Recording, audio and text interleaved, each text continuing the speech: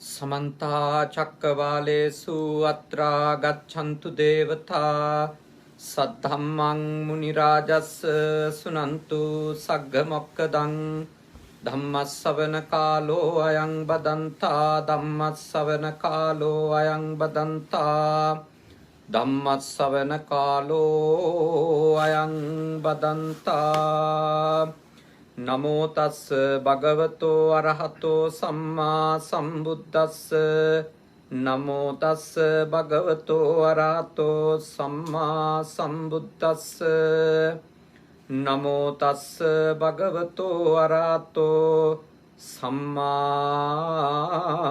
सम्बुद्धस्स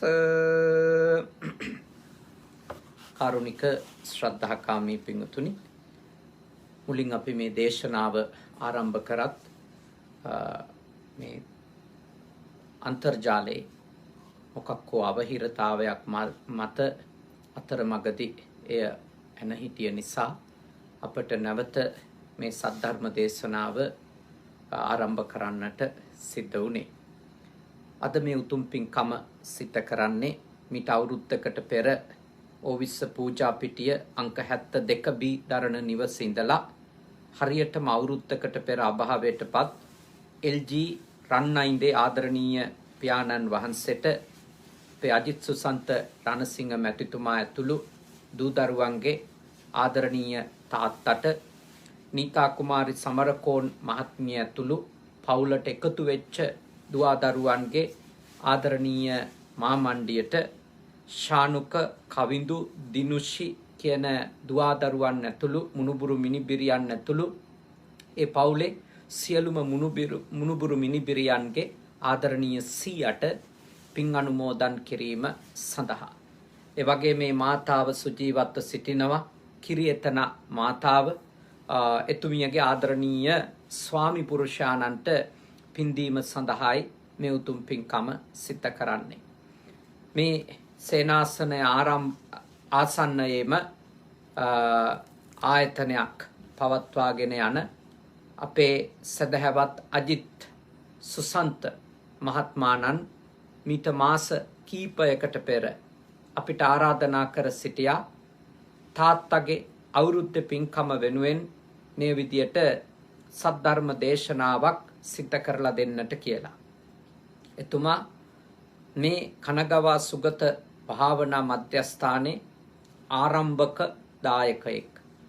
මේ සේනාසනය මිලදී ගැනීමේ කටයුතු වල ඉඳලා මේ ස්ථානය එතුමා හැම මාසයකම බොහෝම ශ්‍රද්ධාවෙන් තමන්ගේ ආයතනික කාර්ය මණ්ඩලයත් එක්ක සමහර වෙලාවට මාසකට අවස්ථා කීපයක් තමන් දානේ හදාගෙන ඇවිල්ලා තමන්ගේ ආයතනික කාර්ය මණ්ඩලය වගේම ළඟින් ආශ්‍රය කරන මිතුරන් එක්ක දානය පූජා කිරීම බොහෝම ශ්‍රද්ධාවෙන් සිද්ධ කරනවා.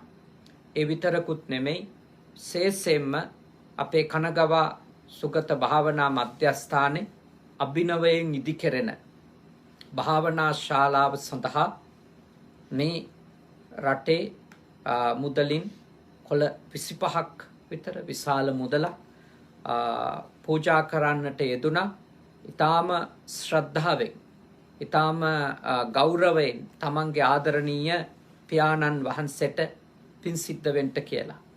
ඒ විතරක් නෙමෙයි මාසිකව මේ සේනාසනය පවත්වාගෙන යන්න බරපැන දායකත්වයක් අඛණ්ඩව එතුමා විසින් සිදු කරනු ලබනවා.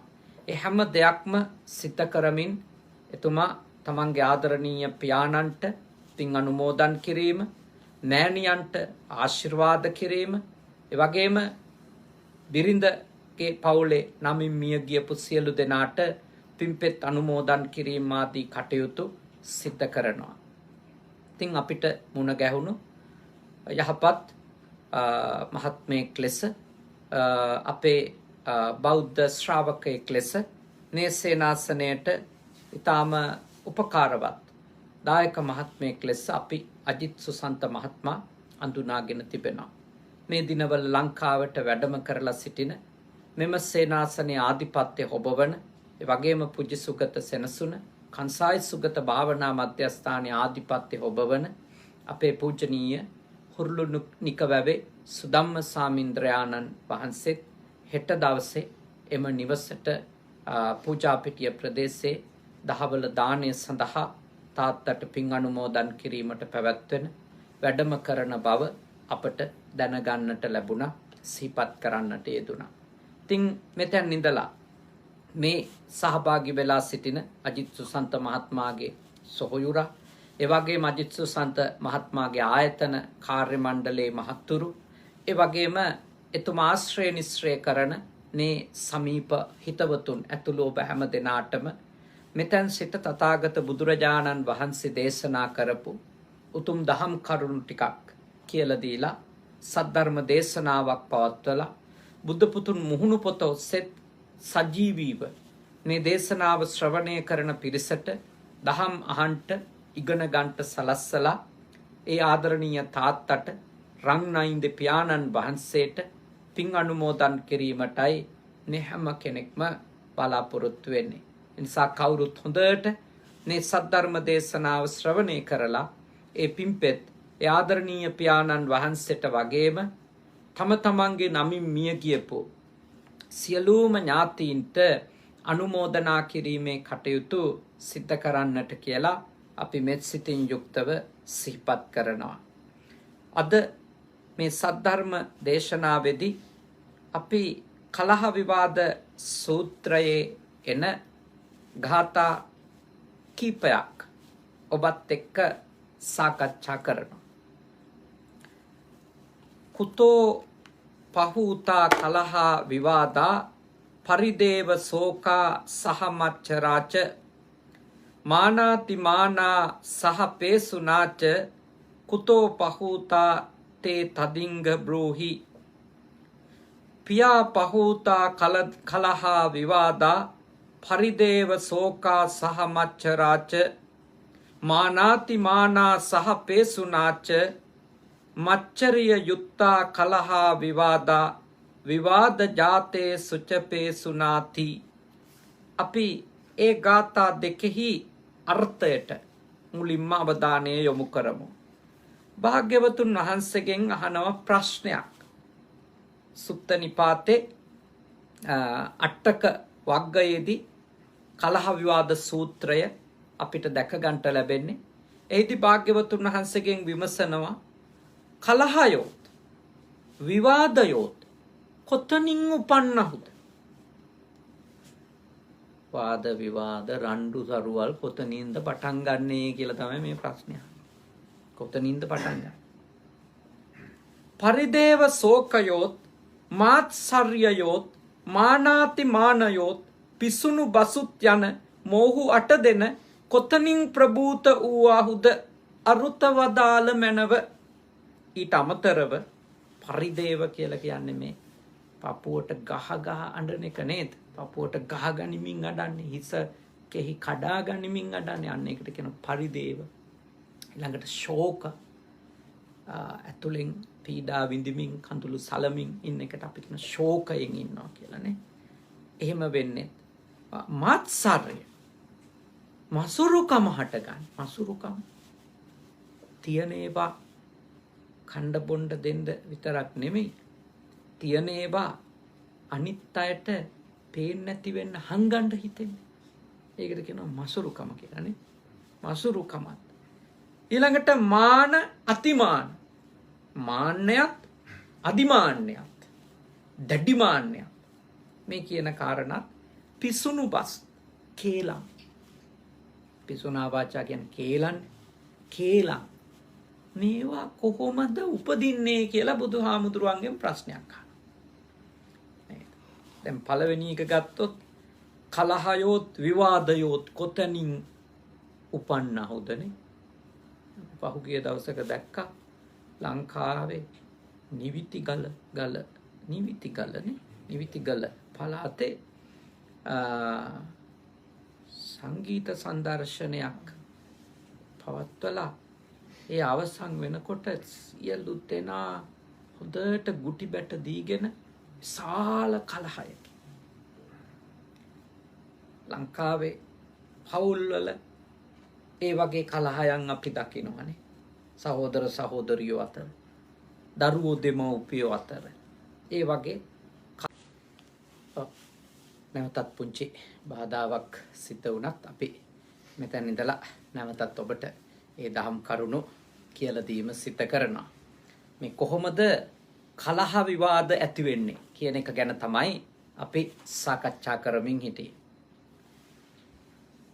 අපි දකිනවා පවුල් අතර වේවා, අර වගේ සමාජ කණ්ඩායම් අතර වේවා, සමහර වෙලාවට පැවිද්දෝ අතර වුණා කලහ විවාද ඕනතරම් සිද්ධ වෙනවා.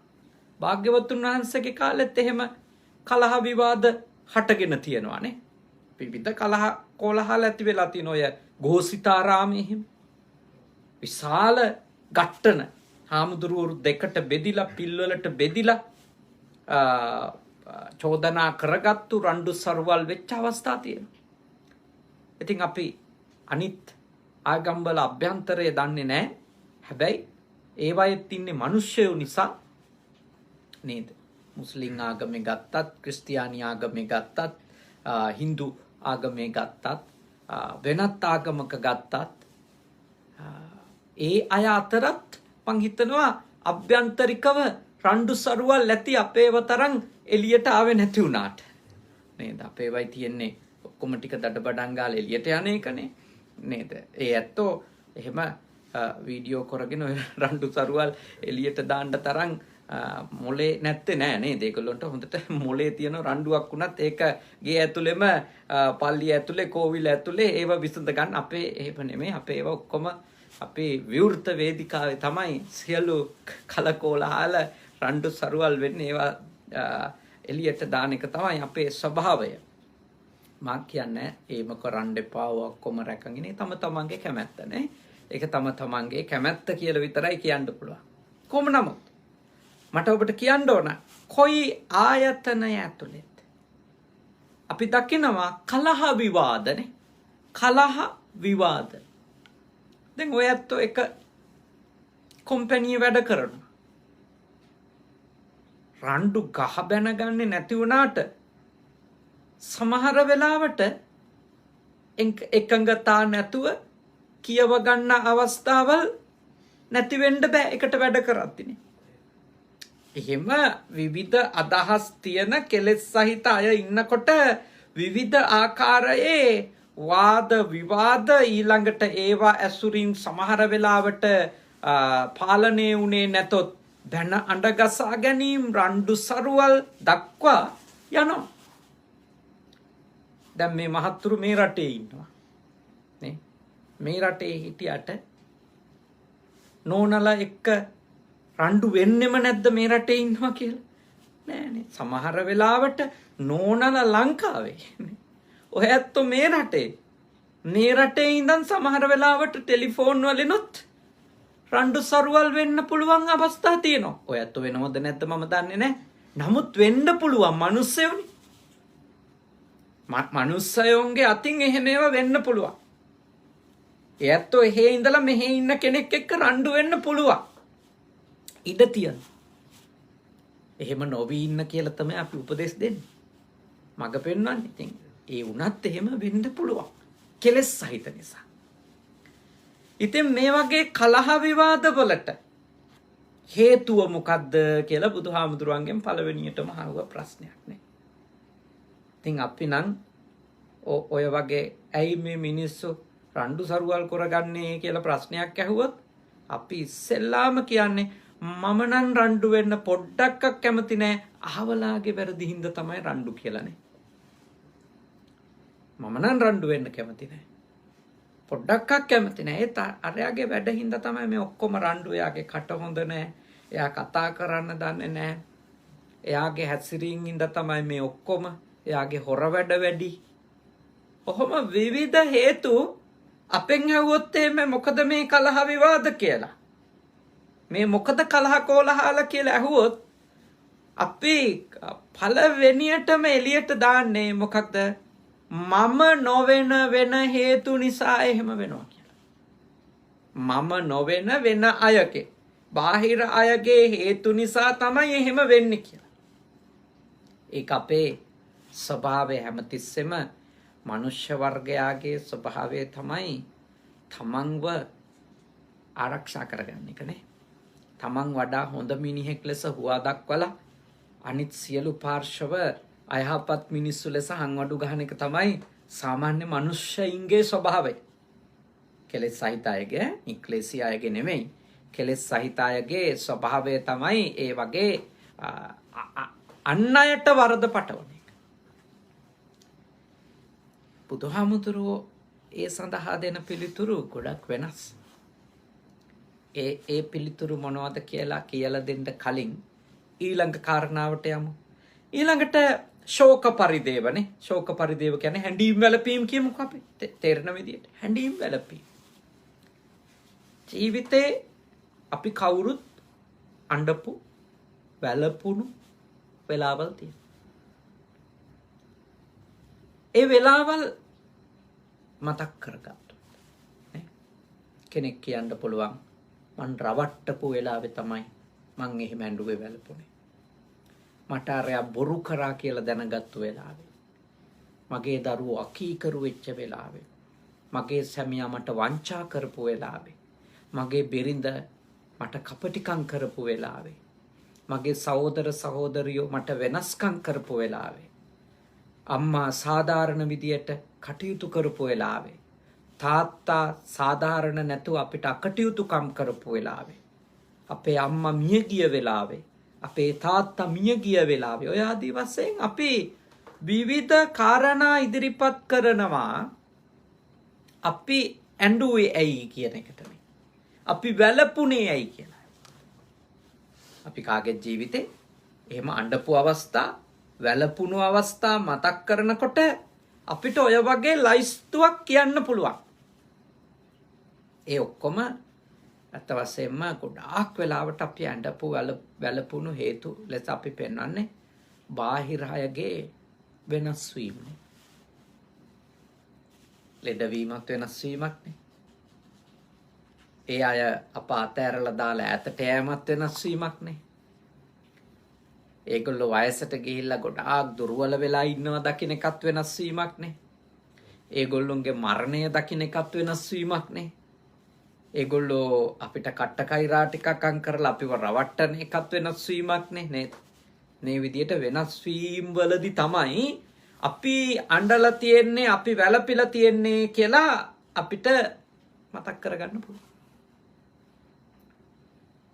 දැන් බුදුහාමුදුරුවන්ගේ මේ ප්‍රශ්නේ අහන්නේ ඇයි එහෙම මිනිස්සු අඬන්නේ? ඇයි එහෙම වැළපෙන්නේ?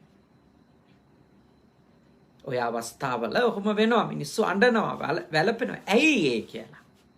මොකක්ද ඒකට හේතුව කියලා බුදුහාමුදුරුවන්ගෙන් අහන ප්‍රශ්න. අපි නම් ඕවට දහසකුත් හේතු කියනවා. ඒ ඔක්කොම හේතු බාහිර හේතුනේ.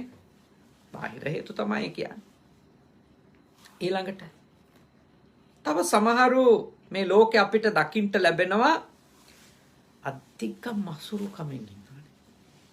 අධික මසුරුකම. ඒගොල්ලෝ කනවා කෑවත් හංගගෙන උන්ඩි කරගෙන කන බොන අය ඉන්නවනේ. තමන්ගේ සල්ලි එහෙම ගණින වෙලාවට හැංගෙනවා දොර වහගෙන. හැංගෙනවා. තමන්ගේ සන්තක දේවල් අනිත් අය විඳිනවා දකින්ට, තමන්ගේ දේවල් අනිත් අය පරිභෝජනය කරනවා දකින්ට තියෙන අකමැත්තට කියනවා මොකද්ද? මසුරුකම කියලා. බුදුහාමුදුරුවෝගෙන් අහනවා ඇයි ස්වාමීනි මේ කෙනෙක් මෙච්චර මසුරු වෙන්නේ කියලා. එහෙමයි අපි දැකලා තියෙනවා ජීවිතේනේ. ඉතින් ඒ අයට ඔය ගම්වල මිනිස්සු නංගණන් පවා කියනවානේ මසුරු සිතානෝ අදින්න පුබ්බකගේ තාත්තා වගේ එහෙම කියනවානේ නේද? ඒ කියන්නේ අපි දන්න බණ කතාවල ඉඳපු සියලු මසුරන්ගේ නංගිය කියා තමයි අපහාස කරන්නේ නේ. එහෙම අපහාස කරන්න අපිට අයිතියක් නැහැ කාටවත්. එයාගේ මසුරුකම එයාගේ ප්‍රශ්නයක්. නමුත් මිනිස්සු එහෙම අපවාද උපවාද නගනවා කෙනෙකුගේ මසුරුකම දකිනකොට. ඉතින් සමහර වෙලාවට ඔය ඇත්තන්ටත් ප්‍රශ්නයක් වෙනවා මෙච්චර තිබිලත් ඇයි ඉතින් කන්නෙත් නෑ දෙන්නෙත් නෑ අඳින්නෙත් නෑ තියෙන ඒවා කවුරුවත් දකින්නවට කැමතිත් නෑ ඇයි ඒ කියලා ප්‍රශ්නේනවානේ ප්‍රශ්නේනවා ළමයෙකුටවත් දෙන්නේ නෑනේ කියලා ප්‍රශ්නේනවා සමහර අම්මලා තාත්තලාත් ඉන්නවා ඒගොල්ලෝ කියනවා අපි මරුණු දවසක තමයි ඕගොල්ලොන්ට මේ දේවල් කියලා. ඒ වෙනකොටත් සමහර විට ඒගොල්ලොන්ට ඉන්න ළමයාට හෝ දෙන්නට අවුරුදු 40 පැනලා. ඉතින් අම්මලා තාත්තලා මරුණු දවසකට ව්‍යාපාරයක් හරි දේපලක් හරි ඒවා ලැබුණට පස්සේදී ඉතින් පුතාට හෝ දූට වෙන්නේ ඒක දිහා බලන් ඉඳලා මැරෙන්න විතරයිනේ. ඉතින් මොකටද අවුරුදු 50 වෙච්ච මිනිස්සෙකුට බිස්නස් එකක් හම්බෙලා? අවුරුදු 50 පෑන්නට පස්සේ මිනිස්සෙකුට ඉඩ කඩම් හම්බෙලා වැඩක් තියෙද? ඉතින් එහෙම ඉන්නවනේ. ඉතින් එහෙම අම්මලා තාත්තලාත් ඉන්නවා.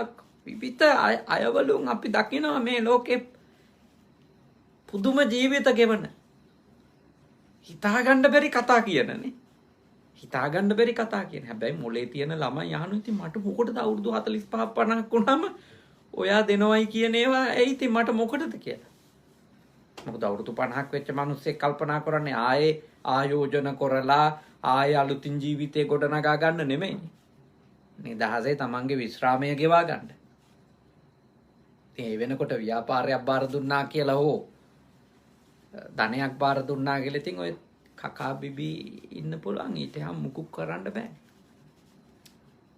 යාට යාගේ ජීවිතේ යාගේ දැනුම කුසලතා පාවිච්චි කළ දෙයක් කරන්න වයසක් නැහැ. ඉතින් එහෙම මත්සුරු අය ඉන්නවනේ අම්මා තාත්තා අතර යාළුවෝ අතර. ඉතින් සමහර වෙලාවට අනිත් අයට ඒ වගේ මත්සුරෙක් ලෙස පේන්නේ අපි වෙන්න පුළුවන්. අපි මේ එළියේ අය කියලා කිව්වට අපේ ගාව මේ මසුරු සිත එනවා. අපි හම්බ කරන දේවල් අපි සම්පාදනය කරන දේවල් අනිත් අය භුක්ති විඳිනව දකින්න අකමැත්ත. අනිත් අය ඒවා පරිහරණය කරන්න දකින්නව අකමැත්ත. අනිත් අය ඒවයින් සතුටින් ඉන්නව දකින්න අකමැත්ත. ඔවුන්ගෙන් ඒ තියෙන ඒවා හංගන සුළු ස්වභාවය. ඒකට තමයි මච්චරිය කියලා කියන්නේ. මම මේවා කියලා දෙන්න ගියන් උපාසකම්මලා නම් මට කියලා තියෙනවා අනේ සාහිණහන්සේ ඉතින් මේ ඔබ වහන්සේ කිව්වට එහෙම හංගන සුළු ස්වභාවය මසුරුකම කියලා නිකන් හරි කිව්වොත් එහෙම මේ ගාන මගේ ගාව තියනවා කියලා ඔය මිනිහා මට දෙකක් කනලා ඒකත් අරන් ගිහින් කසිප්පු ගහනවා කියලා. ඒ වගේ මහ පොළවේ ප්‍රශ්නක් තියෙනවනේ. එතකොට ඒ හංගන්නේ මසුරුකම හින්දා නෙමෙයි. අර වගේ තක්කඩියෙකුගෙන් ඒ සල්ලි ටික බේර ගන්න පරිස්සම් කරගන්න විදියක් නැති වුණොත් ඒවා හංගන් හිටියේ නැතොත් එහෙම ළමයින්ට කන්න බොන්න නැති වෙනවා. අරයා තනියෙන් අරක්කු බොන්න බිරිඳට පහර දීලා හිංසා කරලා ඌරගෙන දුවනවා. ඒවා මසුරුකම් ගොන්නට දාන්න එපා. මොකද ඒවා සමහර අම්මලා හඳුළු පුරෝගෙන කියලා තියනවා දැන් මේක කෙනෙකුට හිතෙන්න පුළුවන් මසුරුකම කියලා හැබැයි මම මෙහෙම කරේ නැතොත් මගේ ළමයි බඩගිනි කියලා. එතකොට ඒවා මසුරුකමේ ගොඩට දාන්න බෑ. ඒ අම්මා කෙනෙක් එහෙම දෙයක් අර පරිස්සම් කරන්නේ ඒක මසුරුකම නෙමෙයි. ඒ මුළු ගෙදරම අර්බුදයට යන එක වළක්වන්න. මෙහි මේ සාකච්ඡා කරන සිතුවිල්ල හොඳට තේරුම් ගන්න ඕන. මෙහි සාකච්ඡා කරන මේ සිතුවිල්ලේ අර්ථය තමයි මහා ධනයක් තියෙනවා. මහා ධනයක් තියෙනවා. සියලු සම්පත් තියෙනවා. හැබැයි ඒ කිසිම දෙයක් තමන්ගේ කෙනෙක් හෝ බාහිර කෙනෙක් හෝ භුක්ති විඳිනවටවත් එය පරිහරණය කරනවටවත් ඒ කියන්නේ තමන්ගේ ගාව තියෙද්දි හෝ අරගෙන පරිහරණය කරනවටවත් එයා සන්තක වෙනවාටවත් තමන්ගේ ගාව මෙවැනි සම්පතක් තියෙනවා කියලා දකින්නවටවත් තියෙන අකමැත්ත තමයි මසුරුකම. ඉතින් අපිට අර වගේ මේ දුගී දුප්පත් අසරණ කාන්තාවකගේ ප්‍රශ්නේ නෙමෙයි මෙතන සාකච්ඡා කරන්නේ. මේ මසුරුකම කියන මහා බලගතු ධනවත් මිනිස්සුන්ගේ ගාව එන බලවත් සිතුවිල්ලක් තියෙනවා. අන්න ඒක එන්නේ ඇයි කියන එකනේ. තියෙද්දි ඇයි මෙහෙම මිනිස්සෙක් වෙන්නේ? නැති වෙලාවට තියෙන එක හංගන එක චුට්ට හරි හංගන එක ස්වභාවෙනේ. ඒක ඒ කියන්නේ අන්ත අසරණ වෙච්ච මිනිස්සෙක් ඒක කරන එක ස්වභාවය. හැබැයි හොඳට ධනය දාන්නේ තියෙන මිනිස්සෙක් ඇයි එතෙන්ට වැටෙන්නේ? මොකක්ද ඒ වැටෙන හේතුව කියලා භාග්‍යවතුන් වහන්සේගෙන් ප්‍රශ්නයක් අහනවා. භාග්‍යවතුන් වහන්සේගෙන් විමසීමක් කරනවා. ඊළඟට විමසනවා, ස්වාමීනි ඇයි මිනිස්සු මාන්නෙන් අධිමාන්නෙන් කටයුතු කරන්නේ මෙච්චර? මාන්නෙන් සහ අධිමාන්නෙන් කටයුතු කරන්නේ. මාන්න කියන්නේ මොකක්ද කියලා දන්නවනේ නේ? මාන්නය කියන්නේ තමන් අන් අයට සමාන කරලා තමන් හුවා දක්වන සුළු බව, තමන් මතු කරන සුළු බව, තමන් උසස් කරන සුළු බව, අනිත් අය හෙලා දකින පහත් කරන සුළු බව, ඒ මාන්නය. ඒකේ උපරිමයටම ගියා. ඒකට කියනවා අතිමාන්නය. ඒකෙදී එයාට එයා අර වෙන කිසිවෙකු කිසිම දෙයක් දන්න බව පිළිගන්ට හිත දෙන්නේ නැහැ. එයා හැර අන් කිසිවෙකු යහපත් කියලා පිළිගන්ට හිත දෙන්නේ නැහැ. එයාගේ අදහස් හැර වෙන කිසිවෙකුගේ අදහස් නිවැරදි කියලා පිළිගන්ට හිත දෙන්නේ නැහැ. එයාගේ හැසිරීම හැර වෙන කිසිවෙකුගේ හැසිරීම හොඳයි කියලා පිළිගන්න හිත දෙන්නේ නැහැ. එයාගේ කියමන් ඉගැන්වීම හැර වෙන කිසිවෙකුගේ ඉගැන්වීම් කියමන් යහපත් කියලා පිළිගන්න යාට හිත දෙන්නේ නැහැ. ඒ හැම අවස්ථාවකම අනේකාව තලලා පෙළලා වචන වලින් පහර දීලා යටත් කරලා තමන්ව හුවා දක්වනවානේ. අත්තුක්කංසන පරමම්බන කිය. තමන්ව හුවා දක්වමින් අනිකාව හෙලා දකින, අනිකාව පහත් කරන ස්වභාවය දැඩි ලෙස තියෙනවා. දැඩි ලෙස තියෙනවා. එයාට කියනවා අතිමාන්නයි. මිනිස්සුන්ට ගොඩාක් වැරදෙන්ට හේතු වෙච්ච සිතුවිල්ලක් ඔය සිතුවිල්ල. අතිමාන්නයි කියන එක. ගොඩාක් වරදින්ට හේතු වුණා. පුද්ගලික තම තමන්ගේ ජීවිත දිහා හැරලා බැලුවොත් අපි කාටත් ඔය අතිමාන්නේ ආපු වෙලාවල් තියෙනවා. ඕවා හින්දා අපිට කොච්චර වටිනා අදහස් ක්‍රියාත්මක කරන්න හිත දෙන්නේ නැතුව අපේ මොට්ට අදහස බලගතු කරලා තියෙද. කියන්නේ අනිත් අය කියන ගොඩක් වෙලාවට අපෙන් යැපෙන අය කියනනේ. අපෙන් යැපෙන අය අරන්ගෙන ඉතාම වටිනා අදහස් නිර්දය ලෙස විවේචනය කරලා ප්‍රතික්ෂේප කරනවා. නොසලකා හරිනවා. ඒ ක්‍රියාත්මක කරන්නේ. හැබැයි බලය පාවිච්චි කරලා මාන්නය මතනේ අපේ මෝඩ අදහස් ක්‍රියාත්මක කරපු අවස්ථාවල් අපේ ජීවිතේ හොඳට නිරීක්ෂණය කරොත් හොයාගන්න බැරි නෑ. ඒවා කරන්න ගිහිල්ලා නේ කඩන් වැටිච්ච තැන්, පිරිහිච්ච තැන්, නේ දේවල් අහිමි කරගත්තු තැන් මොන්න තරන්නම් මනුස්ස ජීවිතයක අවුරුදු 30-40ක් යනකොට තියෙනවද? මේවා ඉතින් සිහියෙන් බැලුවේ නැතොත් තවමත් ඉන්නේ ඒ මාන්නෙන්ම නම් හිතෙන්නේ මාට වැරදුනේ නැහැ කියලානේ. මාට කොහෙද වැරදුනේ? කවුද කියන්නේ මට වැරදුනා කියලා? මම නැගිටිනවා. තව නේ ගොංකම් උඩ ගොංකම් කරනවා. ඒව උඩ තව ගොංකම් කරනවා. ඔබ දැකලා ඇති මන්නම් එහෙම මිනිස්සු පුද්ගලිකව අඳුරන මිනිස්සු ඉන්නවා. පව් මොන જાතියෙන්වත් තෝරලා දෙන්න බෑ. දැන් නවත්තන්න ඔය ඇති. ඔයා දැන් ගොඩාක් මෝඩ වැඩ කරලා තියෙනවා. ගොඩාක් අනුවන වැඩ කරලා තියෙනවා. තවත් දුරටත් ඔයාගේ මාන්නෙට ඔහොම තීරණ ගන්න එපා කියලා ඉල්ලුවට මම අනන්ත කියලා දීපු මිනිස්සු ඉන්නවා. අහන්නේ. මොකද ඊට වඩා මිනිස්සුන්ගේ අතිමාන්න කියන එක. කවුරු කිව්වත් කවුරු කිව්වත් මං අහන්නේ නැහැ කියන තැනකට එනවනේ සමහර අය. ඒගොල්ලොන්ට හාමුදුරුවෝ කිව්වත් අහන්න හිතෙන්නේ නැහැ. වැඩිහිටියෙක් කිව්වත් අහන්න හිතෙන්නේ නැහැ. ගුරුවරයෙක් කිව්වත් ඒගොල්ලොන්ට ඒ උපදේශයක් අහන්න හිතෙන්නේ නැහැ.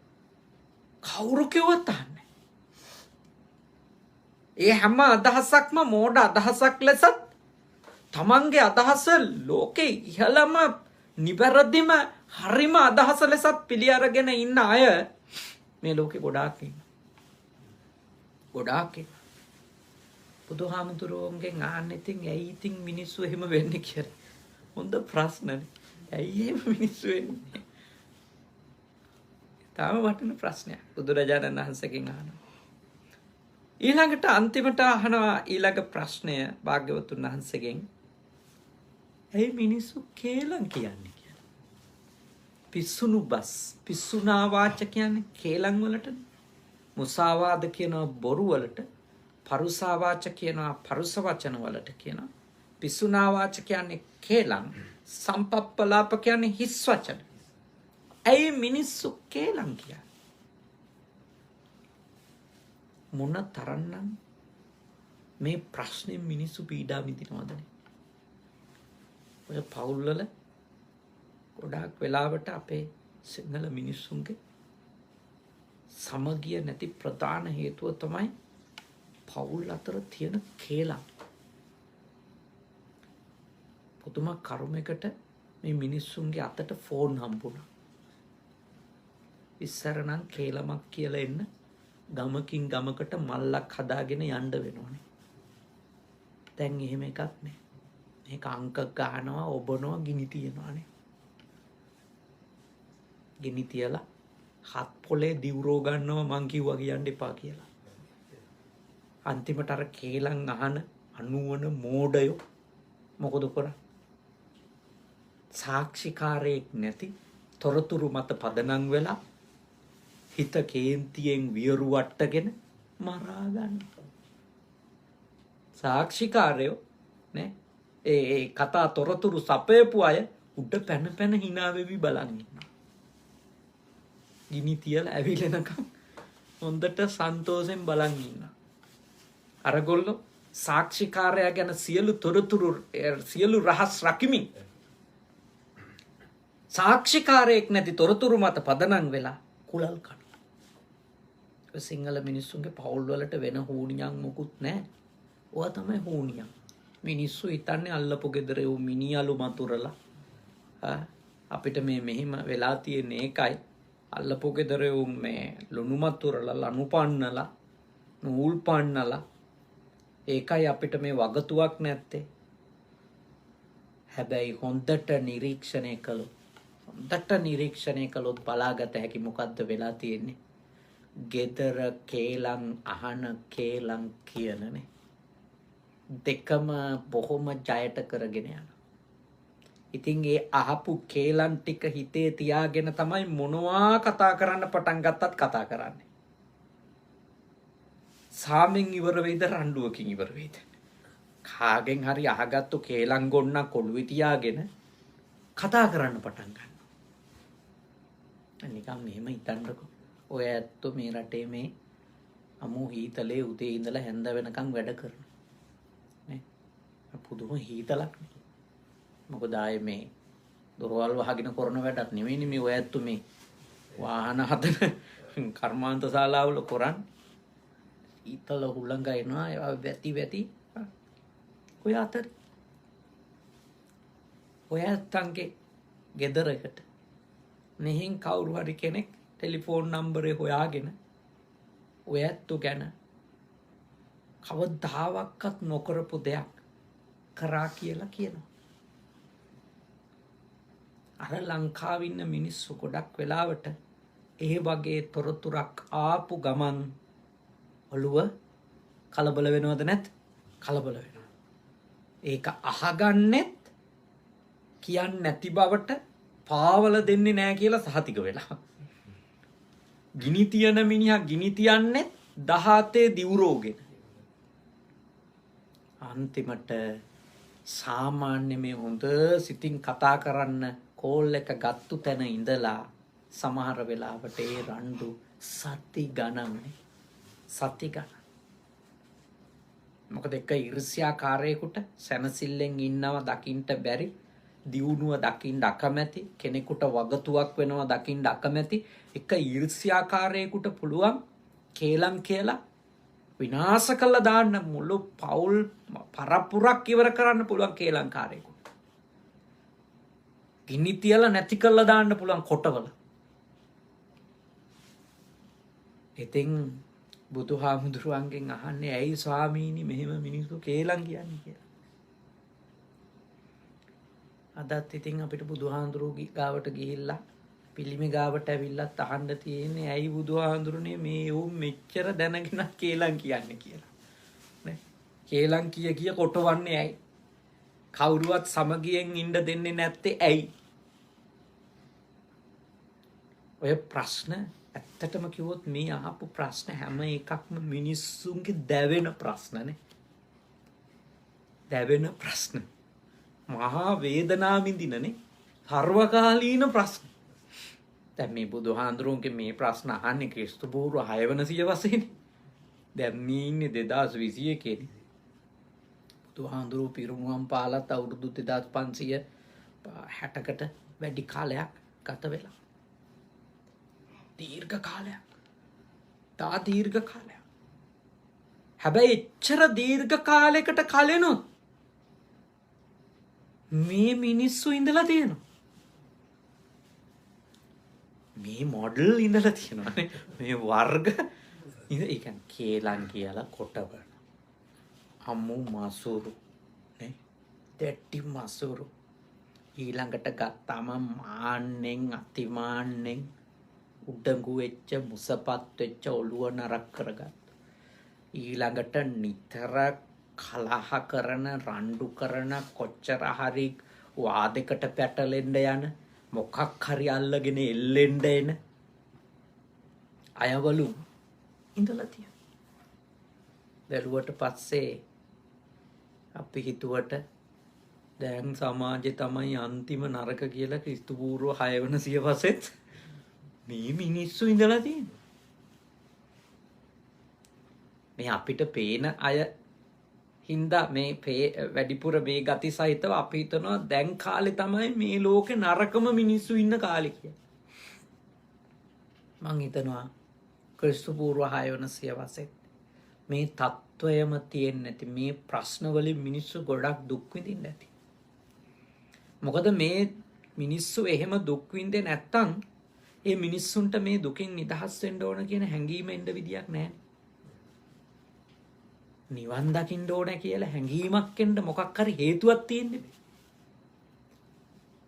මට මේ දුක් තව විඳින්න බෑ කියන ඒ සිතුවිල්ල ඇවිල්ලා ඒකට මාර්ගයක් කියලා දෙන ගුරුවරයෙකු හොයන පීඩාවක් විඳ මිනිස්සු ඉන්නවා. අද අපිට උතුම් නිවන පමණයි එකම සැනසීම කියන තැනට ඇවිල්ලා තියෙන්නේ ඇයි? මේවයින් දුක් විඳින හින්දානේ. මේවා දුක ලෙස තේරුණාම මේ දුක්වල ඉවරයක් නැති බව තේරුණාම අපිට ඕන වෙනවා මේ දුක් වලින් නිදහස් වෙන්න. ඒකනේ අපි බණහන්. ඒකනේ අපි පුළුවන් උපරිම සිල් රැක ගන්න බලන්න. ඒකනේ අපි පුළුවන් උපරිම මේ ධර්මයේ පුහුණු කරගෙන බුදුහාමුදුරුවෝ කියපු ක්‍රමයේ අනුගමනය කරලා මේකෙන් ගැලවිලා යන්න ඕන. තව ආයේ උපදින එක නවත්ත ගන්න බැරි නම් අඩුම වාර ගාන හරි අඩු කර ගන්න ඕන කියලා අපි උත්සාහ කරන්නේ ඒකනේ. එහෙනම් දුක් විඳිනවා කියලා තේරෙන කෙනා අවබෝධ කරගත්තු කෙනා විතරයි එකෙන් ගැලවෙන්න බලන්න. ඒකයි මම කියන්නේ මේ ප්‍රශ්න නිසා දුක් විඳ මිනිස්සු අදට වඩා භාග්‍යවතුන් වහන්සේ ජීවමාන කාලේ ගොඩාක් ඉන්නේ. ඒ හැම මිනිස්සෙකුටම අවශ්‍ය වෙන්නේ මේ දුකින් නිදහස් වෙන්න. ඒගොල්ලෝ ගුරුවරයෙක් හොය හිඳිද්දි බුදුහාමුදුරුවෝ මුණ ගැහෙන්නේ නැතිනේ. මේකෙන් ගැලවෙන්න දෙයයන්ට කියලා බලන්න ඇති, යාඥා කරලා බලන්න ඇතිනේ, විවිධ දේවල් කරලා බලන්න ඇතිනේ. ඔය පැරණි ආගම් තියෙන්නේ ඒකනේ. බුදුහාමුදුරුවෝ පහළ වෙනකොට ඔය දුක් විඳින මිනිස්සු ඒ දුකෙන් ගැලවෙන්න ක්‍රම හෙව්වා. පොඩි වෙලාවයි සතුටින් ඉන්නේ, පොඩි වෙලාවයි සැපෙන් ඉන්නේ, වැඩි වෙලාවක් විඳවනවා. මේ විඳවිල්ල ඉවර කරගන්න ක්‍රමයක් නැද්ද කියලා හිතන්නේ නැතිනේ මිනිස්සු. ඒක ප්‍රතිඵලයක් විදිහටනේ ලෝකේ විවිධ ආගම් බිහි වෙන්නේ. බුදුරජාණන් වහන්සේට කලින් කොච්චර ආගම් තියෙනවද? බ්‍රාහ්මණ, හින්දු, නේ ජෛන ඔය වගේ ආගම් දර්ශන කොච්චර තියෙද බුදුහාමුදුරුවෝ බුදු වෙන්න කලින්.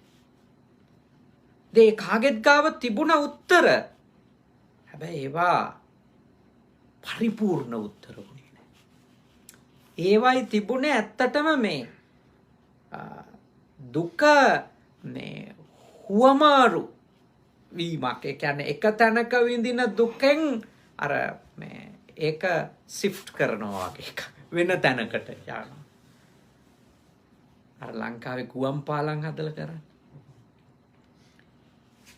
නොගේගොඩ හන්දියේ ට්‍රැෆික් වැඩි හින්දා ගුවන් පාලමක් හැදුවා. විශාල ගාණක් වියදම් කළා. දැන් නොගේගොඩ හන්දියේ ට්‍රැෆික් නැහැ, ගම්සභා හන්දියේ තියෙනවා.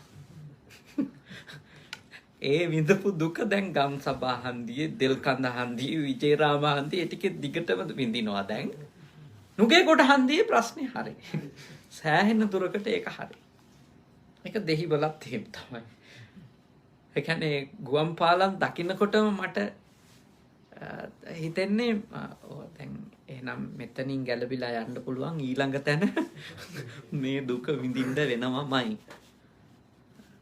මොකද හේතුව ඒක අර ප්‍රශ්නය වෙන තැනකට ඇදගෙන යෑමක් මිසක ප්‍රශ්න විසඳිල්ලක් නෙමෙයි. ප්‍රශ්න විසඳිල්ලක් නෙමෙයි. එහෙම ගුවන් පාලම් වලින් ප්‍රශ්න ට්‍රැෆික් නැති කරන්න පුළුවන් නම් මේ ජපානයේ තරම් හොඳ පාලම්කාරයෝ කොහෙවත් නෑ මං හිතන්නේ. ගහයි හැමතැනම ගුවන් පාලම් හැම හන්දියකමනේ. මොකද මේගොල්ලෝ දන්නවා මේ ප්‍රශ්නෙට උත්තරේ පොඩ්ඩක් හරි හොයන්න නම් පොදු ප්‍රවාහනේ විතරයි. පොදු ප්‍රවාහනේ ශක්තිමත් කර මිනිස්සුන්ට ඒක සුව පහසු කර නේද? පුළුවන් තරම් මිනිස්සු ඒකට යොමු කිරිල්ල තමයි මේ රටේ මම දකින්නේ. පැය කීපයක් ඇතුළත කිලෝමීටර 700-800ක් 1000ක් යන්න පුළුවන් ට්‍රේන් හදනවානේ. සින්කන්සෙන් හදනවා. පොළොවේ යටින් යන ඒවා හදනවා. ඒ මොකද හේතුව? මේගොල්ලෝ දන්නවා මිනිස්සු පුද්ගලික වාහන භාවිතාව වැඩි වෙන තරමට ට්‍රැෆික් එකත් වැඩි. මේක හරියන්නේ උත්තර හොයන්න බෑ කියලා. අපි ඒ වෙනුවට කරන්නේ අර වගේ ඒවා තමයි දුක වෙන තැනකට ගෙනියනවා. ඉතින් පැරණි ආගම් වලිනුත් උනේ ඒක. ඒගොල්ලෝ කිව්වා මිනිස් ලෝකේ තමයි දුක. එතන දිව්‍ය ලෝකේ ගියන් ප්‍රශ්න ඉවරයි. දෙවියෝ ගාවට යන්න ඕගොල්ලෝ මෙහෙම කරන් ඉන්න කියලා. බුදුහාමුදුරුවෝ දේශනා කළා දිව්‍ය ලෝකයේ මනුෂ්‍ය ලෝකයේ විඳින්නේ නැති සැප තිබෙනවා. හැබැයි එහි දුක තියෙනවා. බඹලවත් සැපයක් තියෙනවා. හැබැයි බඹලව උපදින කෙනෙක් සදාකාලික කෙනෙක් නොවේ. ඔහු එතනින් නික්මනවා. ඒ කුසල් සිත් ඉවර වුණා. බඹලව උපදින හේතු අනිත්‍යයි. අනිත්‍ය හේතු වලින් සදාකාලික සැපයක් විඳින්න විදියක් නැහැ. ඒ නිසා බ්‍රහ්ම ලෝකෙ ඉපදිච්ච අය සමහර වෙලාවට කඩි රැළක ඉන්නවා කඩියෙක් වෙලානේ. කඩියෙක් වෙලා ඉන්නවා. සක්විති රජ වෙච්ච කෙනා කඩියෙක් වෙලා ඉන්නවා. අර බුදුහන්තුරු එක වෙලාවක කඩියෝ ටිකක් පෙන්නලා කිව්වේ hina වුණානේ. ආනන්ද තෙරුණ වහන්සේ ඇහුවා ස්වාමීනි ඔබ වහන්සේ මොකද hina වෙන්නේ කියලා. අර භාග්‍යවතුන් වහන්සේ ඇහුවා දැක්කද අර කඩියෝ ටික කියලා. එහෙමයි ස්වාමීනි කියලා. එතකොට කිව්වා ආනන්ද ඔය කඩියෝ ටිකේ ඉන්නවා සක්විති රජ වෙච්ච අය. දැන් කඩියෙක්. මහා බ්‍රහ්ම වෙච්ච අය. දැන් කඩියෙක්. සක්‍ර දේවේන්ද්‍රයා වෙච්ච අය. දැන් ඉන්න ඕන කඩි රංචුව. ඒගොල්ලෝ තමන්ට ලැබිච්ච අවස්ථාවේනේ තමන්ට ලැබිච්ච අවස්ථාවේ ඒගොල්ලෝ සමත්ුනේ නෑ දුකින් නිදහස් වෙන්න නේ. දුකින් නිදහස් වෙන්න සමත්ුනේ නෑ නේ. එනිසා තමයි මතක තියාගන්න ඕන අපේ බුදුහාමුදුරුවෝ අපිට කියලා දෙන්නේ දුකෙන් නිදහස් වෙන ක්‍රමය. නැතුව දුක තව තැනකට අරන් යන එක නෙමෙයි. දුක කොහේ ඉපදුනත් තියෙනවා. ඉපදීමම තමයි දුකක් වෙන්නේ. ඉතින් මේ ප්‍රශ්න උපදින තාකල් අපිට තියෙන ප්‍රශ්න. කේලංකාරයින්ගේ ප්‍රශ්නේ. මාන්නකාරයින්ගේ ප්‍රශ්නේනේ. ඊළඟට කලහ විවාදවල පැටලෙන අයවලුන්ගේ ප්‍රශ්නේ. මසුරන්ගේ ප්‍රශ්නයනේ. මේ ප්‍රශ්නය මේ ප්‍රශ්න අට ගත්තොතින් මේවා මුළු ලෝක ධාතුව තියනකම්ම කෙලෙස් සහිත මිනිස්සු ඉන්න සමාජයක අනිවාර්යයෙන්ම තියෙන ප්‍රශ්න. අනිවාර්යෙන්ම තියෙන ප්‍රශ්න. ඉතින් ඒක හින්දා බුදුහාමුදුරුවන්ගෙන් අහනවා ඇයි මෙහෙම වෙන්නේ කියලා. අන්න එතකොට බුදුහාමුදුරුවෝ දෙන පිළිතුර හරි අසිරිමත් පිළිතුරක්. ඒක අපි කාටත් අපි දිහා හැරිලා බලන්ට මඟ පෙන්වන පිළිතුරක්. මොකක්ද? කලහයෝත් විවාදයෝත් පරිදේව ශෝකයෝත් මාත්සර්යයෝත් මාන අතිමානයෝත් ඊළඟට යන මොහු 8 දෙනා ප්‍රිය වස්තුහු කෙරෙන්නු පන්න. මේ හැම ප්‍රශ්නයකටම මුල අපිට ප්‍රියයි කියලා අඳුනගත්තු දේවල්. මිනිස්සු කලහ විවාද කරගන්නේ තමන්ට ප්‍රිය වෙච්ච අරමුණු නිසා. තමන්ට ප්‍රිය වෙච්ච අරමුණු නිසා එක්කෝ ඇහැට ප්‍රිය වෙච්ච, එක්කෝ කනට ප්‍රිය වෙච්ච, එක්කෝ දිවට, නාහෙට, හමට, හිතට නේ ප්‍රිය වෙච්ච මේ අරමුණු හින්දා තමයි මේ ඔක්කොම කලහ විවාද. හොඳට බලන්න මේක කොච්චරනම් ඇත්තක්ද කියලා නේ. අපි හරි කියලා හිතපො අදහසටනේ, අපි කැමති වෙච්ච අදහසට අපි වසඟ වුණාට පස්සේ ඒ අදහසට පටහැනි සියලු අදහස් දරන අයවලුන් සමග අපිට කලහ විවාදනේ තියෙන්නේ. අපිට රණ්ඩු සරුවල් පහන්නනේ තියෙන්නේ. මොකද අපි අපේ අදහසට වසඟ වෙලා ඉන්නේ. අපි අපේ අදහසට ප්‍රිය වෙනවා. අපේ සිතුවිල්ල හැඟීමට දැන් රණ්ඩු හට ගන්නවා. මේ බුදුහාමුදුරුවෝ වදාළ දේ ප්‍රත්‍යක්ෂ සත්‍යයක්. ඒකේ මුකුත් අයින් කරන්න දෙයක් නැහැ. ඒක හරියටම හරි. ඊළඟට තමන්ට ප්‍රිය වෙච්ච රූපේ හින්දා මොන තරම් රණ්ඩු සරුවල් ඇති වෙලා තියෙන්නේ. මොන තරම් වාද විවාදනේ. නිකම් මෙහෙම සරලව ගමුකෝ. ඔය ඇත්තෝ කාට හරි ඔය ඇත්තන්ගේ දරුවෝ අතරින් එක්කෙනෙකුට එයාගේ පෙනුමට, එයාගේ රූපෙට විශේෂ ලැබියාවක් කැමැත්තක් ඇති වෙනවා කියලා.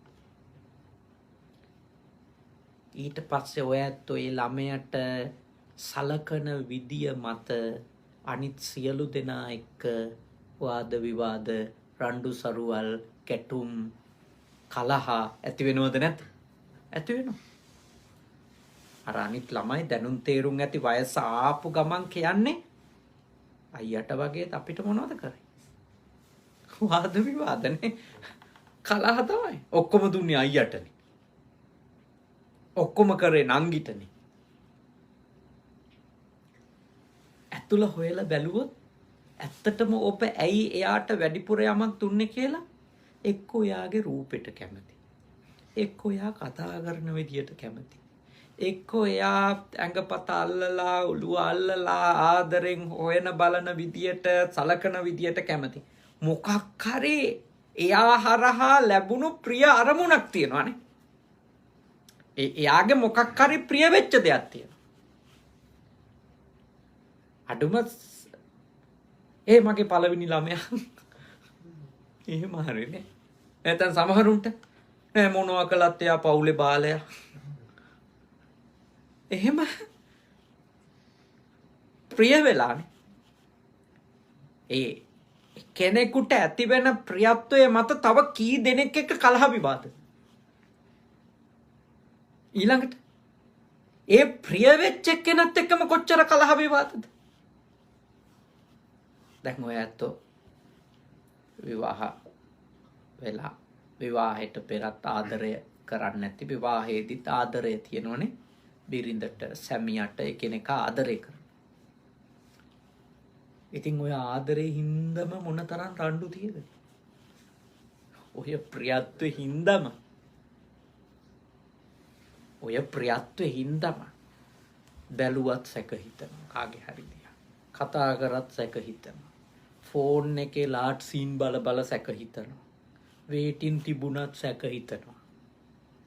නිකන් හරි Facebook එකේ දාන පෝස්ට් එකකට හાર્ට් වැටුනොත් ඒ මොකෝ හાર્ට් කියලා සැක හිතනවා. කොච්චර ප්‍රශ්න තියෙදනේ. මට කියනු තියෙන ප්‍රශ්න. ඉතින් මම කියන්නේ ඔයා ඒකට කලබල වෙන්න එපා. ඒ ඔයාට ආදරේ.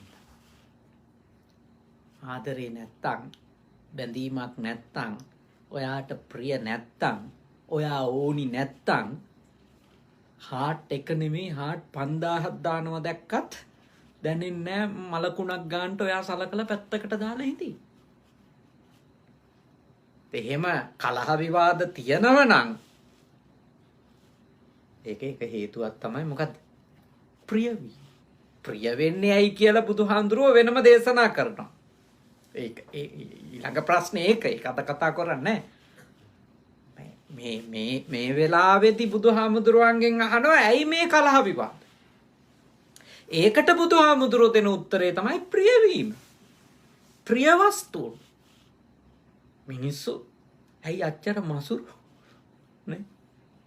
මිනිස්සු පුදුම විදියට මසුරුකම් කරන්නේ ඇයි? යාගේවට ආසයි. එයා එලි පහලියට ඇවිල්ලා කන්නත් බයයි. අනිත් අය දකී කියලා අර මසුරු සිටේ කුඩු මහලේ සැඟවි පැණි කොමු පිස කෑවේලු. මච්චරිය ගෝසිය සිටුතුමා දෙවනි තට්ටුවේ හැංගිලා තමයි පැණි කැවුම් කාලා තියෙන්නේ. අර මොගලන් හාමුදුරුවෝ ගිහිල්ලා ඒ ප්‍රාතිහාර්ය අපෑවා කියලා අපි බණ කතාවක් ඉගෙනගෙන තියෙන්නේ නේ මහරහතන් වහන්සේ. ඒ කියන්නේ එයාට කන්නත් බයයි. මොකද අනිත් අය දකි. එතකොට මට හොඳට තියනවා කියලා හිතයි. මගෙන් ඉල්ලන් එයි. ඉතින් යාගේ ධනයට යා කොච්චර ප්‍රියද කියනවා නම් නේ? යා කොච්චර යාගේ ධනයට ප්‍රියද කියනවා නම් එයා ඒවා නිකා දකින්නවට කැමති නෑ. අනික දැනගන්නවට කැමති නෑ. ඒ හින්දා යා කොතනකවත් යන්නෙන්නේ නෑ. කවුරුත් ඇසුරු නිසුරු කරන්නේ නෑ. නෑදෑයෙක් යාළුවෙක් ආශ්‍රය නිශ්‍රය කරන්නේ නෑ. කවුරු හරි ඉන්න තැනක පර්ස් එකක් එහෙම ජීවිතේට අරින්නේ නෑ. හංගගෙන රවුමේ කරකැවෙනවා. ඒ මොකද හේතුව එයා ප්‍රියයි යාගේ සල්ලි වලට ප්‍රශ්නේ එතන තියෙන ප්‍රියයි යා. දැන් ඔයත්තන්ට ඉතින් හිතුනොත් එමේ ඇයි මේ මිනිහා එච්චර මසුරු කියලා ඉතින් එයා යාගේවට ප්‍රියයි. උත්තරේ ඒක. එයා ප්‍රියයි ඒකට. ප්‍රිය වැඩි හින්දා ඒ දෙයට එයා ඒකට ගොඩාක් තදින් ඇලිලා ඒක කාටවත් දෙන්න කැමති නෑ. කවුරුවත් භුක්ති විඳිනවට කැමති නෑ. කවුරුත් දකින්නවට කැමති නෑ. කවුරුත් අල්ලනවට කැමති නෑ. මසුරුකමේ හැටි. මසුරුකමේ හේතුව ඒ දෙයට එයා ප්‍රිය වීම. මසුරුකමට හේතුව ඒක. ඊළඟට භාග්‍යවතුන් වහන්සේගෙන් අහනවා නේ මොකද්ද මේ මාන්නේ අතිමාන්නේ මිනිස්සු? යාගේ දැනුමට ධනයට රූපෙට එයාටම වසඟ වීමනේ. මම මගේ රූපේ ගැන මටම වසඟ වුණාම මටම ආස වුණාම ඉතින් මට මාන්නේ තමයි එන්නේ. සමහරු තමන්ගේ රූපෙට තමන් වසඟ වෙලා තමන් වටිනාකම් දීලා මාන්නකින් ඉතින් තමන්ට ප්‍රියයි තමන්නේ. ඒ ප්‍රියකමේ ලිමිට් එක හොයාගන්න බැරි වුණාම නේද? උග්‍ර මාන්නයක් බවට පත් වෙලා යා නටන්න පටන් ගන්නවා. ඒකයි වෙන්නේ. ප්‍රිය වීම අන් කිසිවක් නෙමෙයි. සීමාවක් නැති ප්‍රිය වීම මාන්නයේ හේතුව. අතිමාන්නේ හේතුව. සමහරු දැනුමින් ඕකනේ.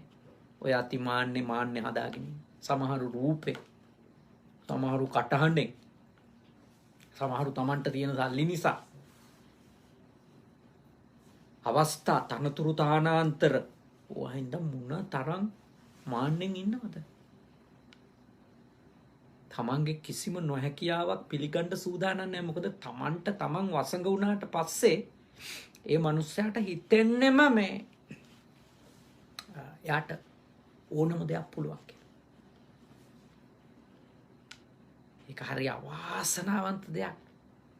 ඒ වුණත් එයාට අනුවන විදියට ආදරේ වීම නිසානේ. එයාගේ දේවල් වලට අනුවන විදියට ආදරේ වීම නිසා, ප්‍රිය වීම නිසා, ආස වීම නිසා එයා ඒ தත්වෙට වැටලා තියෙනවා. එහෙනම් බුදුහාමුදුරන්ගේ මේ උතුම්නේ මේ ඊටාම උතුම් මේ මඟ පෙන්වීම හොඳට අපි ඉගෙන ගන්නවා.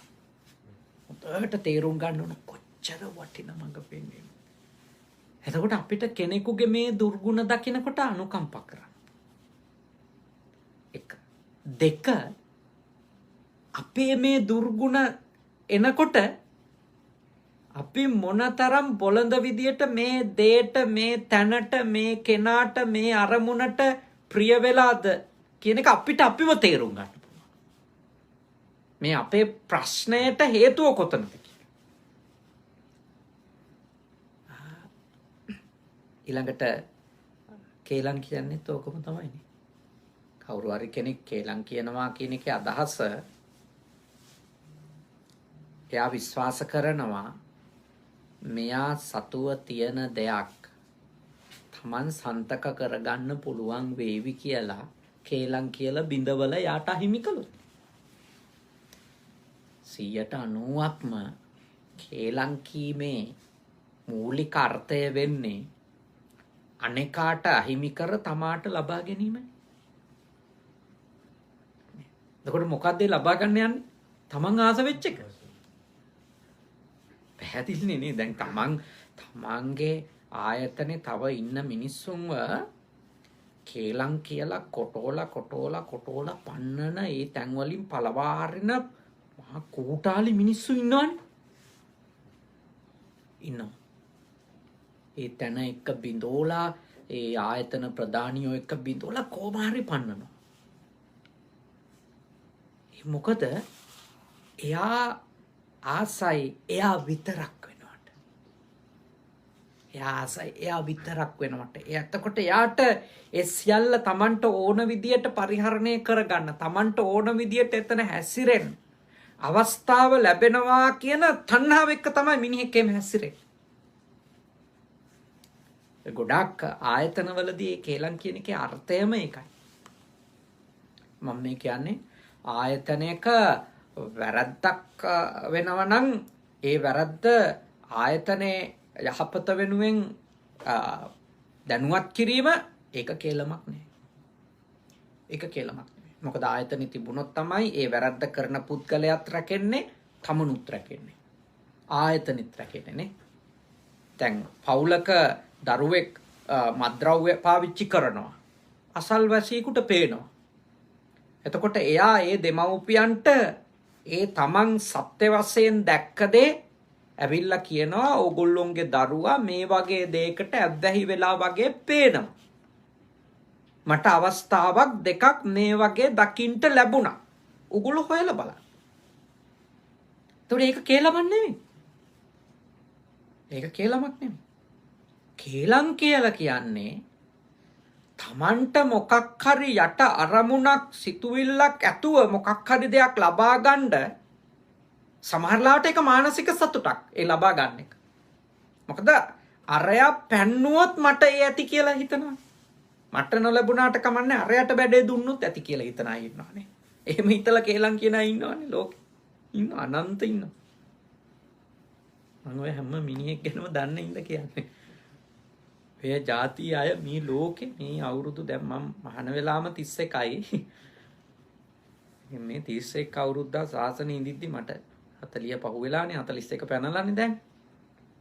මේ 31 අවුරුද්දක් සාසනෙ ඉන්නකොට මට ඔය සියලු මිනිස්සු හම්බෙලා තියෙනවා. ඔය සියලු මිනිස්සුන්ගේ අත්දැකීම් වලට මම මුණ දීලා තියෙනවා. ඔය ජාතියේ මිනිස්සු කරපු ක්‍රියාකාරකම් වලින් පීඩා විඳලා තියෙනවා. ප්‍රශ්න වලට මුණ දීලා තියෙනවා. ඒ නිසා දැන් සැලකිය යුතු මට්ටමකට හැරීගෙන එනකොට කියන්න පුළුවන්. මොකද්ද මෙයා කරන්න යන්නේ කියලා. හැබැයි මනුෂ්‍ය ස්වභාව මට මේවා එක්ක තිබුණේ මුලින් ද්වේෂය, තරහ, මෙහෙම හැසිරෙන මේ වගේ වැඩ කරන මිනිස්සු ගැන මහා ද්වේෂයක්. දැන් තියෙන්නේ අනේ පව් මෝඩයෝ කියන හැඟීම විතරයි. ඒ බුදුරජාණන් වහන්සේ නිසා. බුදුහාමුදුරුවන්ගේ උතුම් ධර්මය තේරෙනකොට මේ කිසිවකට අපි වෛර කරන්නේ. ඒ සියලු දෙනාට සමාව දෙන්න පුළුවන්. ඒ වැරදි කරපු, ඒ අකටයුතුකම් කරපු සියලු දෙනාට සමාව දෙන්න අවශ්‍ය පදනම හම්බෙනවා. ඒක බුදුහාමුදුරුවන්ගේ සරණින් වෙන්නක් කිසිවකින් නෙමෙයි. උන්වහන්සේගේ ධර්මයේ සරණින්. උන්වහන්සේගේ උතුම් ආර්ය පුත්‍ර ආර්ය මහා රහතන් වහන්සේලාගේ ඒ ජීවිත දිහා, ඒ ජීවිතවල ලැබපු අවබෝධයෙන් වදාළ දේවල් චුට්ට චුට්ට තේරුණු එකේ. ඒ අවබෝධය. ඒ තුන් සරණින් තමයි මේ ශක්තිය ලැබෙන්නේ. නැත්තම් අපි වෛර කර කර ඉඳී අපිට වෙලා තියෙන දේවල් එක්ක. එහෙනම් අද අපි ඉගෙන ගත්ත වැදගත් ප්‍රශ්න 5කට බුදුහාමුදුරුවෝ වදාළ ආසන්නම හේතුව. මේ කියලා දුන්නේ මොන හේතුවද? ආසන්නම හේතුව. ප්‍රධානම හෝ එකම හේතුව හොයාගන්න, ඒ කියන්නේ ප්‍රධානම හේතුව හොයාගන්න තව පස්සට මේ දේශනාව යනවා. මේ කිව්වේ ළඟම හේතුව. මොකද ඊළඟට මේ සූත්‍රය අහන්නේ ස්වාමීන් ඉතින් ඇයි එහෙම ප්‍රිය වෙන්නේ කියලා. එතකොට බුදුරජාණන් වහන්සේ ඒකට හේතුව කියනවා. දැන් ඔබ අහගත්තා, අද ඉගෙන ගත්තා ප්‍රශ්න. ආසන්නම හේතුව. කෙනෙකුගේ දුර්ගුණවල ආසන්නම හේතුව මොකක්ද? කෙනෙකුගේ නරකවල ළඟම හේතුව මොකක්ද? ඒක තමන්ගේ වේවා, අනුන්ගේ වේවා ළඟම හේතුව. අද ඔබ හොඳට ඉගෙන ගත්තා මොකද්ද? ප්‍රිය වස්තුන්නේ. ප්‍රිය අය, ප්‍රිය පුද්ගලයෝ, ප්‍රිය දේවල්, ප්‍රිය සිතුවිලි, ප්‍රිය රූප, ප්‍රිය ශබ්ද, ප්‍රිය ගන්ධ, ප්‍රිය රස, ප්‍රිය ස්පර්ශ, ප්‍රිය ධර්ම, ප්‍රිය වස්තු. ප්‍රමාණ. ඊටාම් ශ්‍රද්ධාවේ වටින දහම් කරුණක් කලහ විවාද සූත්‍රය. සුත්ත නිපාතේ. කුද්දක නිකායට අයත් සුත්ත නිපාතේ තිබෙන වටින සූත්‍රයක්. ඒ සූත්‍රය ඇසුරු කරගෙන උතුම් දහම් කරුණක් ඔබ අද දවසේදී ශ්‍රද්ධාවෙන් යුක්තව ඉගෙන ගත්තානේ. අද මේ උතුම් පින් කටයුත්ත බාධා කීපයක් ආවා. අවස්ථා දෙකක විතර බිඳ වැටුණා මේ අන්තර්ජාල පහසුකම්.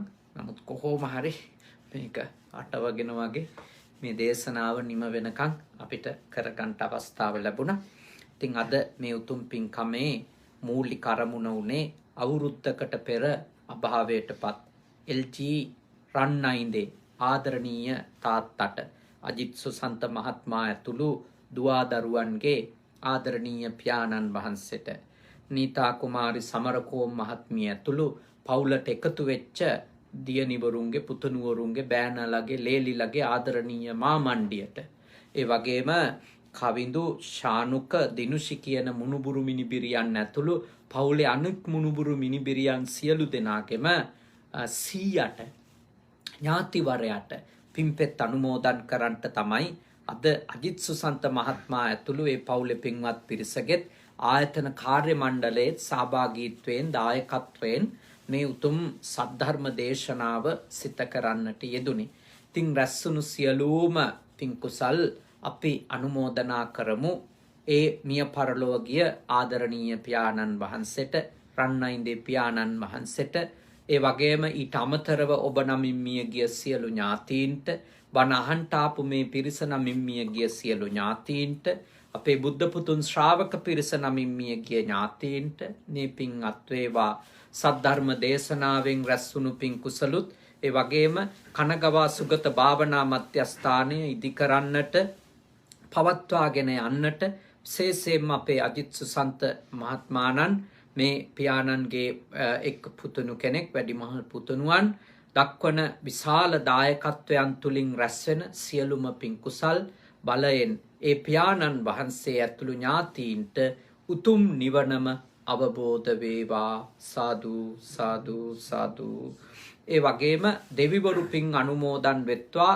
දෙවියන්ගේ ආශිර්වාදය ආරක්ෂාව බැල්ම ශක්තිය කිරි එතනා ආදරණීය අම්මට ලැබේවා. එතුමිය නිදුක් වේවා, නිරෝගී වේවා, සුවපත් වේවා.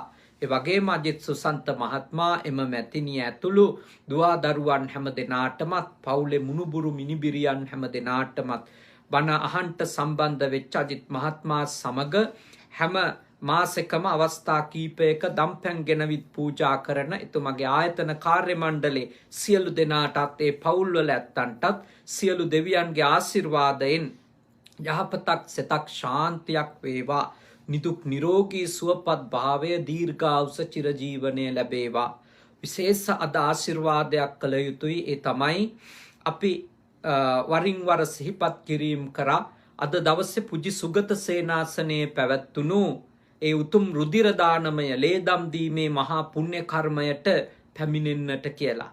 ඉතින් පූජනීය කනගවා සුගත භාවනා මධ්‍යස්ථානය, පුජි සුගත සේනාසනය, කංසායි සුගත භාවනා මධ්‍යස්ථානයේ නිර්මාතෘ අපේ සහෝදර පූජනීය හුරුළුනික වැවේ සුදම්ම සාමීන්ද්‍රයාණන් වහන්සේ විසින් වාර්ෂිකව සංවිධානය කරන උන්වහන්සේගේ අනුශාසකත්වයෙන් සිද්ධ කෙරෙන උතුම් රුධිරදාන පින්කම මේ වසරේ උන්වහන්සේ ලංකාවට වැඩලා හිටියත් සේනාසනාධිකාරී අති පූජනීය අපේ සහෝදර චන්දවිමල ස්වාමීන්ද්‍රයාණන් වහන්සේගේ අනුශාසකත්වයේ යටතේ ඉතාමත් හොඳින් පුජි සුගත සේනාසනේ දායක පිරිස ඒ තරුණ පිරිස සංවිධානය කරලා බොහොම ලස්සනට සිද්ධ කරන්නට යෙදුනාද දවසේ. විශාල පිරිසක් විවිධ ප්‍රදේශවලින් පැමිණිලා ලේදම් දීලා ගියා. මේ කනගවා පළාතෙනුත් අපේ සේනාසනේ දායක කාරකාදීනුත් ඒ සඳහා සහභාගී වුණා. දුර බැහැර ගෙවාගෙන මේ හිම වැටෙන මේ කාලගුණික තත්ත්වය නොසලකා ගිහිල්ලා ඒ සියලු දෙනාටත් පූජනීය සුදම්ම ස්වාමීන් වහන්සේට අපේ සේනාසනාධිකාරී අපේ සද්ධාවාස සහෝදර සායන් වහන්සේ ඇතුළු මහා සංඝ රත්නයටත් බණහපු ඔබ හැම දෙනාටත් සියලු දෙවියන්ගේ ආශිර්වාදයෙන් සියලු යහපත වේවා. ඒ රුධිර දානයේ දීපු ඇත්තන්ටත් මේ පින්කම් වලට උදව් උපකාර කරපු සියලු දෙනාටත් මේ ධර්ම දානමය පින්කම සිද්ධ කරපු අජිත් සුසන්ත මහත්මයා ඇතුළු සියලු දෙනාටත් නිදුක් බව, නිරෝගී බව, සුවපත් බව, චිර ජීවනය ලැබේවා. කරදර බාධක දුරු වේවා. යහපත් සිතුම් පැතුම් ඉටු වේවා. දෙවියෝ ඈත්තන්ව ආරක්ෂා කරත්වා. උතුම් දෙවිවරුද මේ පින්බෙලෙන් නිවන් දකිත්වා. සාදු සාදු සාදු. අවසාන වශයෙන් ඔබ අප හැම දෙනාටත් නියගිය ආදරණීය රන්නයින්ද පියාණන් වහන්සේ ඇතුළු සියලුම ඥාතීන්ටත් දෙවියන්ටත් උපදින හැම භවයකම සත්පුරුෂ කල්යාණ මිත්‍ර ඇසුර ලැබේවා. සද්ධර්මයේම ඇසේවා. ධර්මානුධර්ම ප්‍රතිපත්ති පූර්ණේ කරගෙන ඉක්මන් භවයකදී නිවන් දකින්නට අද පින් කරගත්ත පින්කම උතුම් නිවන පිණිසම හේතු ආසනා වේවා. සාදු සාදු සාදු. ආකාසට්ටා ච බුම්මට්ටා දේවා නාග මහිත්‍තිකා පුඤ්ඤන්තං අනුමෝදිත්වා චිරන් රක්කන්තු ශාසනං. ආකාසට්ටා ච බුම්මට්ටා දේවා නාග මහිත්‍තිකා පුඤ්ඤන්තං අනුමෝදිත්වා චිරන් රක්කන්තු දේශනං. ආකාසට්ටා ච බුම්මට්ටා දේවා නාග මහිත්‍තිකා පුඤ්ඤන්තං අනුමෝදිත්වා චිරං රක්කන්තු මම් පරන්ති. ඔබ හැම දෙනාම නිදුක් වෙත්වා, නිරෝගී වෙත්වා, සුවපත් වෙත්වා. සාදු සාදු සාදු.